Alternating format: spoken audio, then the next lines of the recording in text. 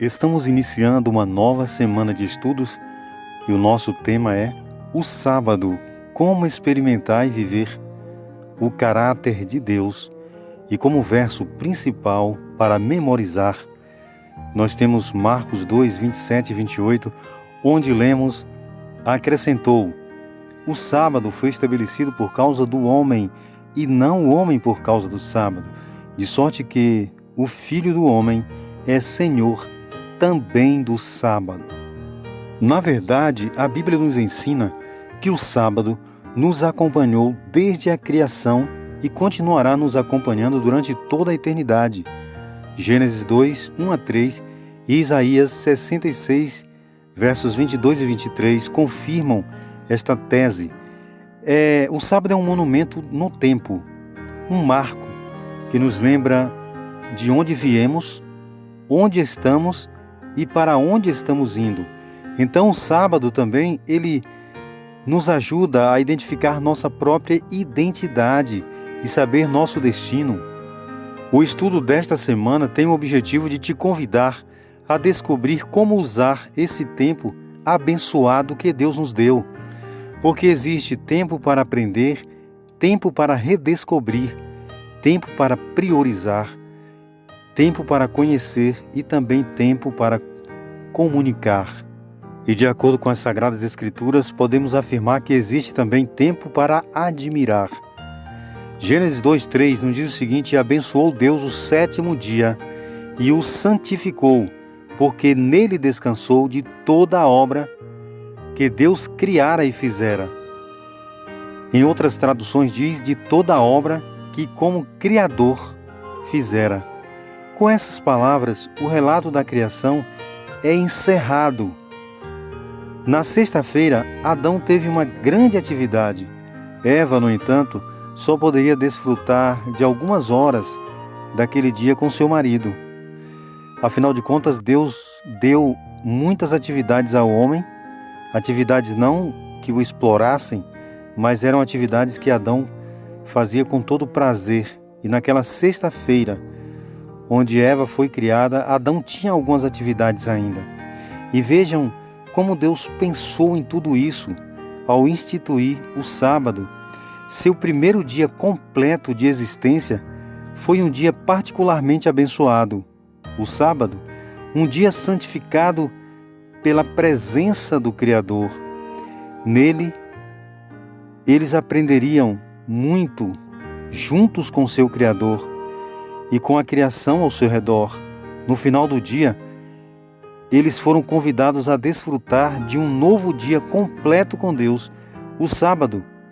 A Bíblia diz que Deus visitava o casal na viração do dia. E no sábado eles tiveram um encontro especial. Estavam reunidos para honrar e glorificar o nome de Deus. E o convite ainda se repete todos os sábados. Um convite para passar um dia inteiro aprendendo com o nosso maravilhoso Criador. O sábado também é um tempo para redescobrir. Êxodo 16, 29 diz o seguinte: vede porquanto o Senhor vos deu o sábado, portanto, ele no sexto dia vos dá para 2 dias, cada um fique com seu lugar, ninguém saia do seu lugar no sétimo dia. Esse era um conselho dado aos israelitas na época que o maná caía do céu. Eles deveriam pegar o maná na sexta-feira de forma dobrada para que ficasse para o sábado. E é interessante que quando eles pegavam esse maná dobrado em outro dia da semana, ele estragava. Mas no sábado ele era abençoado por Deus. E por que nós estamos levantando esse tema aqui, redescobrir? Porque sob o peso do trabalho pesado, o povo de Israel tinha sido forçado a abandonar o descanso sabático. Era como se eles tivessem esquecido da aliança que tinham feito com Deus. Os israelitas, por serem escravizados no Egito, estavam esquecidos da bênção que era o dia do sábado. Quando foram libertos do Egito, Deus queria que eles redescobrissem o sábado e com ele, com o sábado, redescobrissem também quem é Deus, qual o significado de Deus para eles. Eles deveriam também reaprender ou redescobrir o amor de Deus, o propósito que Deus tinha para com eles. O maná foi a maneira como Deus escolheu para introduzir o sábado com um milagre duplo semanal. Na sexta-feira caía 2 vezes mais maná, mas no sábado nada caía. O que era cozido na sexta-feira, ou seja, o que era colhido na sexta-feira, poderia ser comido no sábado, mas o resto dos dias, quando eles pegavam o maná dobrado, como já falamos, esse maná estragava. Então o maná caindo de forma dobrada na sexta-feira significava então um milagre do Senhor Jesus, apontando que o sábado era um dia especial. Hoje, Deus também nos convida a continuar a redescobri-lo todos os sábados, para entender melhor o seu caráter e para ter uma relação mais forte com ele. O sábado é instituído como o memorial, como o aniversário da criação, o nosso encontro especial com Deus. Não que nós não tenhamos encontros especiais com Deus todos os dias, mas Deus colocou essa marca no dia de sábado. É um dia sem estresse, é um presente de Deus para nós. Neste sentido, Deus nos convida a redescobrirmos as nossas prioridades, o que de fato interessa em nossa vida. Aqui em Isaías 58, versos 13 e 14, nós lemos o seguinte: se desviares o pé de profanar o sábado e de cuidar dos teus próprios interesses no meu santo dia, se chamares ao sábado deleitoso e santo dia do Senhor, digno de honra, e honrares, não seguindo os teus caminhos, não pretendendo fazer a tua própria vontade, nem falando palavras vãs, então te deleitarás no Senhor. Aí vem uma promessa de Deus: eu te farei cavalgar sobre os altos da terra e te sustentarei com a herança de Jacó, teu pai, porque a boca do Senhor assim o disse. Isaías 58, que acabamos de ler, é um verdadeiro chamado ao povo de Deus para repensar suas prioridades. Procuraram a Deus em jejum para prosperá-los, enquanto exploravam seus trabalhadores e oprimiam o desvalido.